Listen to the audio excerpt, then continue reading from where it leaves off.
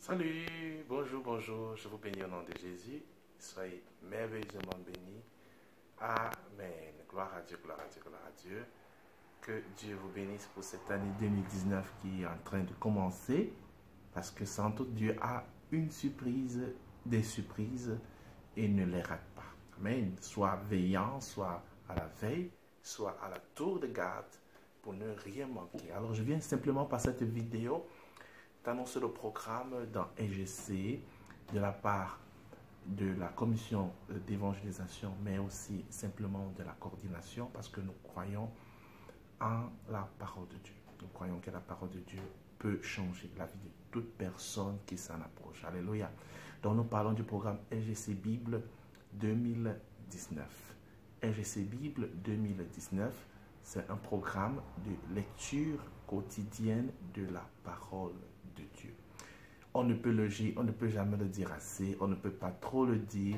La parole de Dieu est l'élément fondamental pour la vie du chrétien. Je répète, la parole de Dieu, c'est l'élément fondamental pour la vie du chrétien. Ok, après, bien sûr, exprimé dans la parole de Dieu, nous avons tout ce qui est la communion qui naît de la parole de Dieu par la prière, par l'adoration, par la louange, par une vie de consacration, par le témoignage, par l'évangélisation. Alléluia, gloire à Dieu, gloire à Dieu. Dans ce programme de lecture de la parole de Dieu, nous présentons tout simplement une plateforme biblique de lecture quotidienne. La lecture quotidienne est très importante parce que la lecture quotidienne te permet de maintenir un niveau basse qui dans le temps te servira vraiment beaucoup parce que Dieu va souvent te rappeler des lectures que tu as à faire.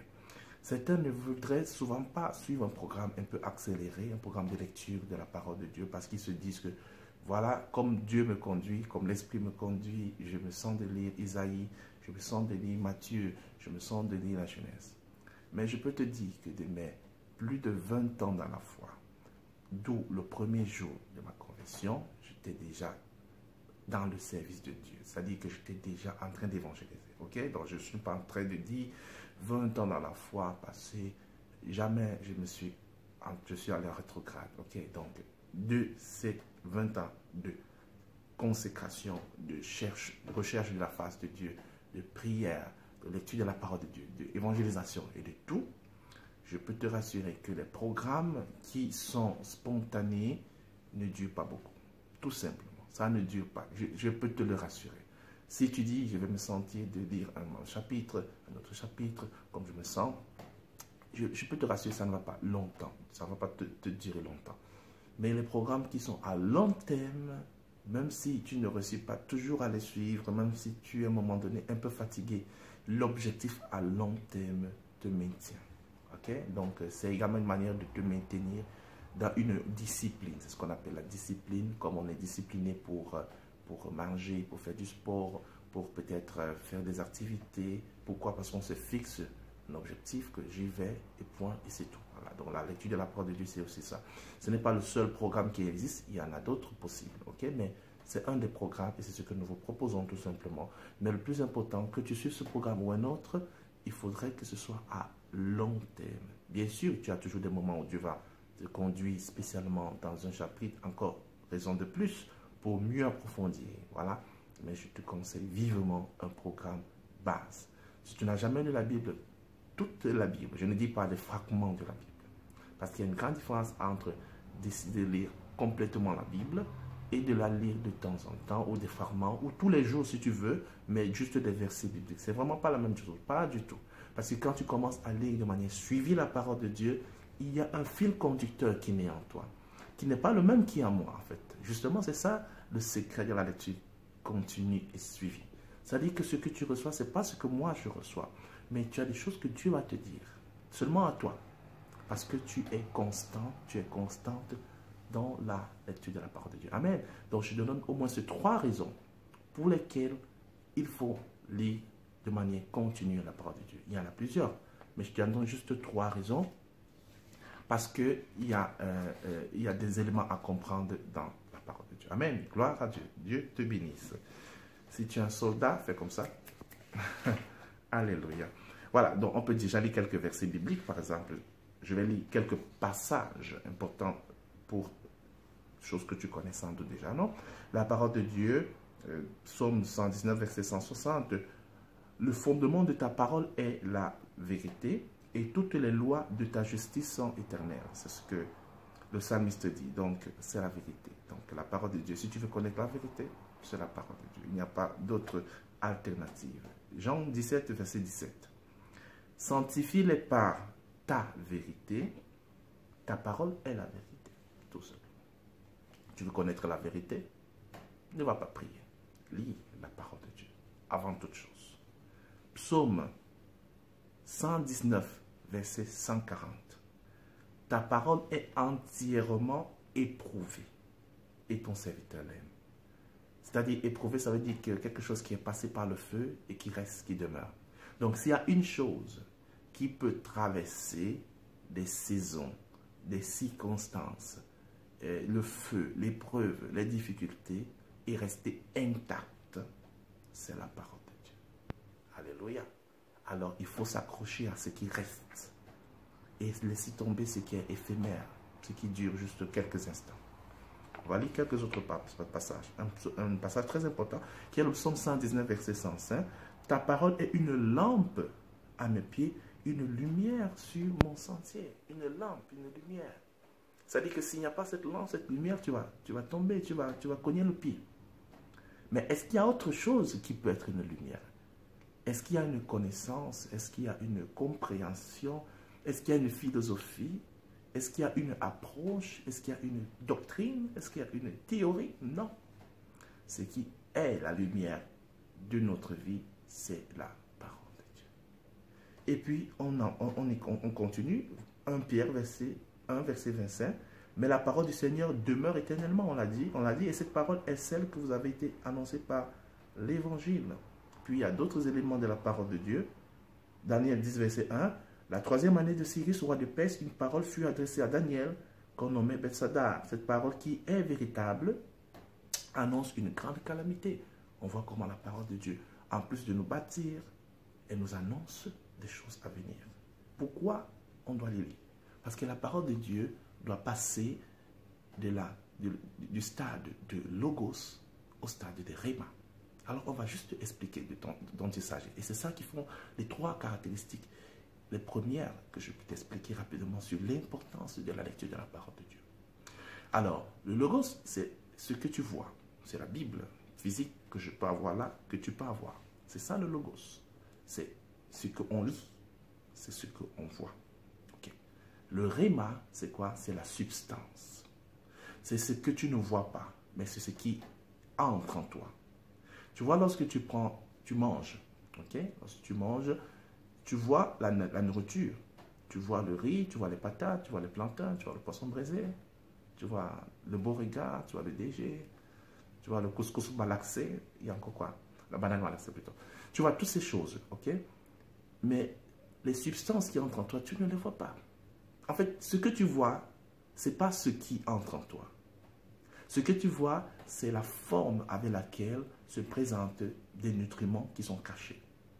Et c'est quand tu manges, quand tu assimiles, quand tu passes par le processus de digestion, de décomposition, que les substances entrent pour faire partie de ton corps. Et tout le reste, c'est rejeté, tout simplement.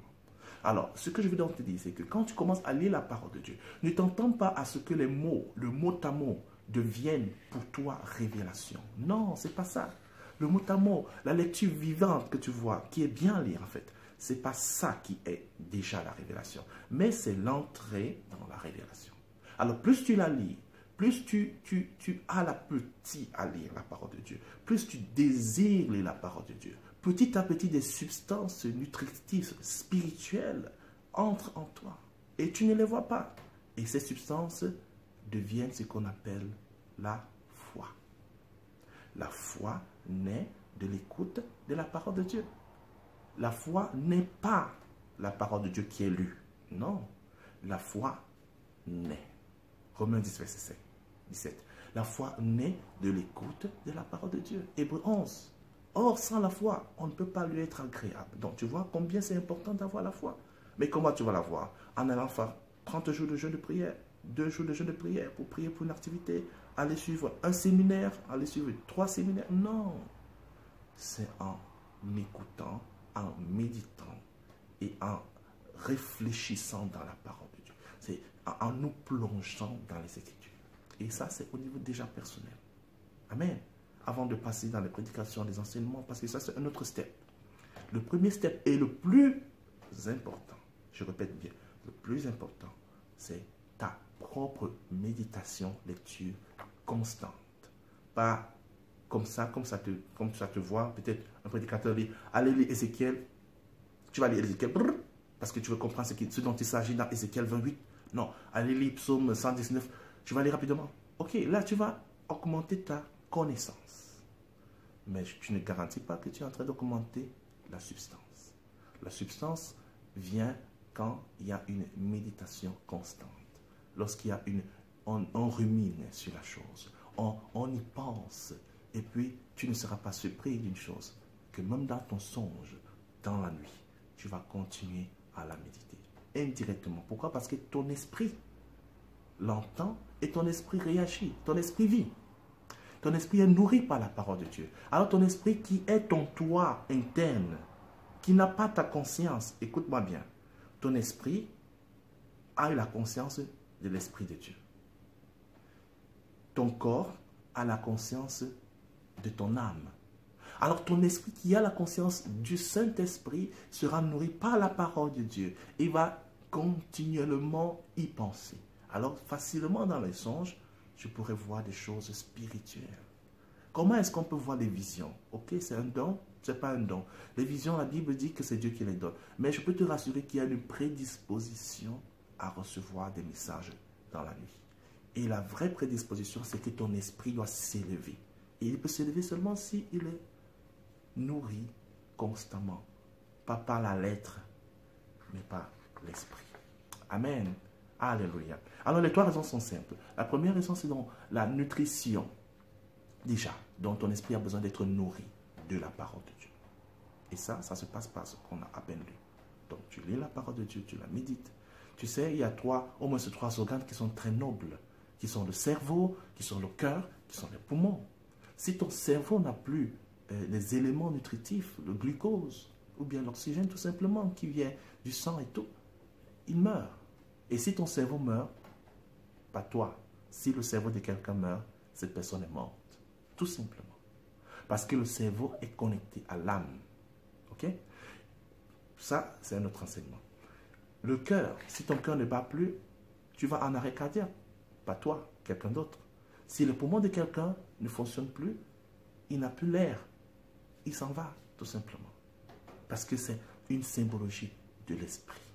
Alors donc, déjà, le Seigneur a fait le corps humain de manière à dépendre des éléments de la nutrition ou des éléments externes. Parce que l'air vient de l'extérieur. Donc, il n'est pas juste fait comme une île isolée. Tu vas également souvent dépendre de ce qui vient de l'extérieur. Même de l'enseignement d'une personne. En l'occurrence, ton homme de Dieu, ton pasteur, ton apôtre, ton prophète. Celui sur qui Dieu a mis l'onction pour ta vie. Alors, il faut être dans l'atmosphère de la parole de Dieu. Alléluia. Dis-moi un amen. Deuxième élément, on a lu tout à l'heure là, c'est la parole de Dieu est une lumière sur mon sentier. Donc, c'est notre nutrition. Parce que sans... En fait, tu vois, on est né de nouveau. J'espère que tu es né de nouveau. Ok? Tu es né de nouveau? Dis-moi amen. Ok. On est né de nouveau, mais on doit continuer à vivre. Un enfant qui est né, gloire à Dieu. Amen. Mais est-ce que c'est suffisant? La première chose qu'on fait, c'est quoi? On lui donne le lait maternel quand c'est disponible. On lui donne directement la nourriture. Pourquoi? Parce qu'il ne s'agit pas que de naître. Il faut grandir. Et la croissance spirituelle dépend de manière directe, je dis bien directe, de la parole de Dieu. Alors, un point que je voudrais donner comme réflexion. Cet enfant qui est à peine né, au lieu de lui donner du lait, si on lui donnait, on écrasait du plantain, on le rendait liquide comme le lait, on le lui donnait, est-ce qu'il va se nourrir? Non. Il risque de mourir. Parce que c'est un élément étranger à ses capacités. La parole de Dieu est le seul élément qui peut nous nourrir dans l'esprit. Tu comprends bien? C'est le seul élément. Est-ce qu'il y en a d'autres qui peuvent essayer? Oui. Il y a des enseignements qui peuvent être toxiques. Il y a des choses occultes qui peuvent vouloir donner quelque chose à notre esprit, mais qui ne sont pas parole de Dieu. C'est toxique, c'est mortel, c'est démoniaque. Mais nous avons besoin que de la parole de Dieu pour vivre la vie chrétienne. Le troisième élément, c'est l'épée de l'esprit. On ne va pas le lire. Tu le connais, je crois bien, dans Éphésiens 6. Donc, la parole de Dieu n'est pas que notre nutrition. Ce n'est pas que le GPS. Ok? On l'a lu que c'est une lumière sur notre sentier. Donc, si tu ne connais pas la parole de Dieu, si tu ne la médites pas, tu vas tomber quelque part ou quelque autre. Tu vas tomber. C'est une certitude. C'est aussi notre seule arme d'attaque. Pas de défense. Parce que la défense, c'est tout le reste de l'armure. Ok? En particulier la foi aussi. Mais la seule arme d'attaque, c'est la parole de Dieu. Et Jésus-Christ a attaqué par la parole de Dieu. Tous les apôtres, tous les prophètes ont attaqué avec la parole de Dieu. Donc, si tu veux être victorieux dans la prière, si tu veux être victorieux dans des moments de combat spirituel, si tu veux être victorieux simplement dans les situations de la vie, et tu as intérêt, et tu as intérêt, et tu as intérêt de lire et de méditer la parole de Dieu. Amen. Voilà, donc le programme sera donc envoyé. Je répète bien, tu peux suivre un autre programme, tu n'es pas obligé de suivre ce programme, mais suis un programme constant. Et tu peux ajouter à ce programme des méditations spontanées, comme tu veux, mais il est important que tu te fixes un objectif. Un exemple, lire toute la Bible en un an, ou tout simplement lire 2 fois la Bible en un an. Pourquoi pas?